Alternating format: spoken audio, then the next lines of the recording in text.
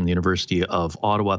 Raywat, how significant is this? And I gather the UK is out in front on this, correct? Yeah, they are. Is it significant? It's hard to say. I think it's an indication that the arms race has been joined between us and the virus, and we can win that arms race if we just keep on producing the appropriate vaccines to get ahead of the game. Will it change the course of the pandemic, this particular formulation? That is really hard to say because this formulation is tuned to BA1, but it's BA4 and BA5 that are causing all the problems, and who knows what will be circulating in the fall. How good are we now at being able to, pivot and adapt as far as vaccines are concerned? Because I know with the annual flu shot, for example, sometimes we get it right on, sometimes we don't. So is there a parallel here? Are there comparisons to be made? A little bit. The flu shot, entirely different technology, a different process. They don't have to go through randomized controlled trials every year and apply for several layers of authorization. With the mRNA vaccines, the hope was that since it took Moderna 48 hours, it took them 48 hours to create the very first version of this COVID vaccine after having sequenced the genome of the SARS-CoV-2 virus, that as more variants emerged, it would take them another 48 hours to produce responses.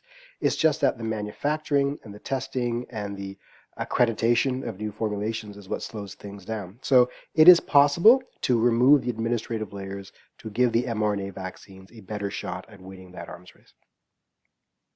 You keep mentioning arms race. Do you know that right now I am dealing with an extremely sore left deltoid today with a bright red mark because I had my fourth dose yesterday. Good for you. And I think a lot of people, as I ice that because, man, I'm being wimpy, are saying, and I've seen them ask you on social media, do I wait for this, multi-shot? And I thought, you know what? Like, these things take time. And I want protection. And so I went and I got my fourth dose. Is that the recommendation? Don't wait for this? That is my feeling for a number of reasons. One is that the added protection offered by the bivalent vaccine looks to be like 1.7 times greater production of antibodies than the current formulation. That's not nothing, but the current vaccines produce pretty good antibodies and can really ratchet up your protection against the bad outcomes. Also, let's say the bivalent vaccine becomes authorized in Canada. It's unclear whether we'll have enough doses where you live and when you'd be able to get the front of the line. It may not be until December or January until you get there if you've got no other pre-existing conditions that prioritize your receipt. So as a result, you'll be spending many months being unprotected. As a result, I advise people get boosted now. Nothing prevents you from getting boosted with the bivalent vaccine later on as well. When it comes to the whole process of this, again, as I teed up in the news, that this is new, but it's already outdated because, as you say, it's only got Omicron, the OG, the original version, as opposed to BA4, BA5. And by the time it goes through the testing and trials, are we going to be, onto, Omicron XL, another version of this? So how do we keep up? Do we say, like the flu shot, once we have the established technology, and does it have to go through the regulations every single time if we're looking at iterations of the same thing? There are a few points here. First is that even though this BA1 bivalent vaccine isn't targeting BA4 and BA5, it looks like it still produces significant antibodies against BA4 and BA5. So these subvariants are still susceptible to these better tuned vaccines. That's the good news. Second of all, we can remove some administrative layers, remove the need for detailed phase 3 trials because we know that they're safe now. We know that they're probably efficacious. So much like the flu vaccine, just skip that portion entirely. But we also have a flotilla of better technology vaccines coming around the corner. Intranasal vaccines and potentially a pan-coronavirus vaccine, which can account for all variants, past and future.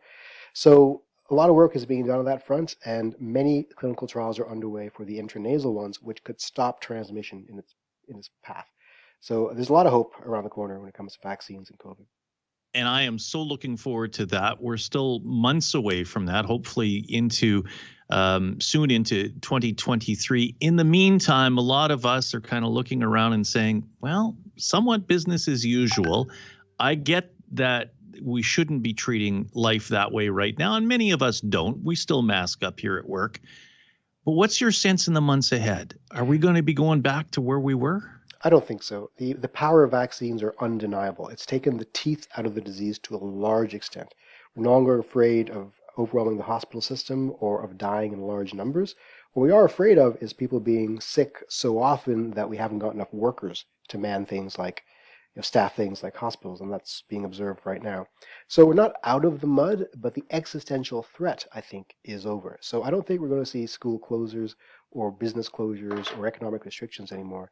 But it would be nice if we had more public health assets in play, like mask wearing, like more rapid tests available, like paid sick days and screening tests at the door.